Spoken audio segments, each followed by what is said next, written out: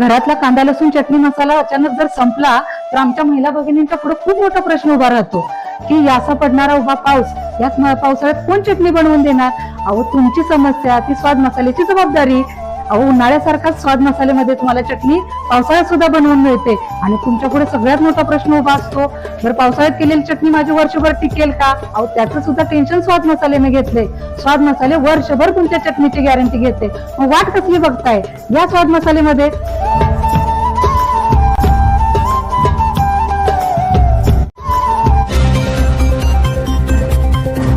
पालकमंत्री चंद्रकांत पाटील यांच्या हस्ते सांगली जिल्हा कारागृहात नवीन मुलाखत कक्षाचे उद्घाटन. कारागृहातील बंद्यांचे माणूस म्हणून पुनर्वसन होणं आवश्यक असून त्यांच्या मनपरिवर्तनासाठी नातेवाईकांशी होणारा संवाद अत्यंत महत्त्वाचा आहे. या दृष्टीने नवीन मुलाखत कक्षाच्या माध्यमातून एक उत्तम सुविधा निर्माण झाली आहे. अशा सुधारात्मक कार्यक्रमांसाठी व मूलभूत सुविधांसाठी शासकीय तसेच सामाजिक उत्तरदायित्व निधीतून CSR आवश्यक ती तरतूद केली जाईल, असे प्रतिपादन राज्याचे उच्च व तंत्र शिक्षण संसदीय कार्यमंत्री तथा सांगली जिल्ह्याचे पालकमंत्री चंद्रकांत पाटील यांनी येथे केले.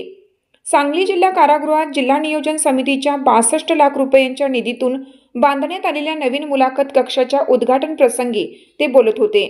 या कार्यक्रमास आमदार सुधीर गाडगीळ, जिल्हा अधिकारी डॉक्टर मैनाक घोष, कारागृह अधीक्षक विजय कांबळे यांच्यासह अनेक मान्यवर उपस्थित होते.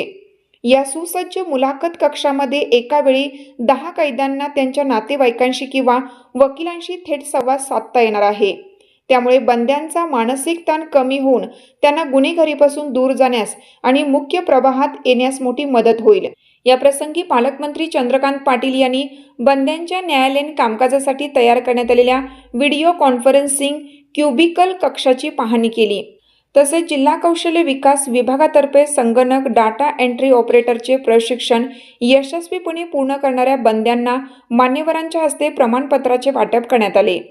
एकूण 81 बंद्यांनी हे प्रशिक्षण पूर्ण केले असून यामुळे त्यांना सुटल्यानंतर समाजात सन्मानाने जगण्याची आणि रोजगाराची नवीन संधी उपलब्ध होणार आहे.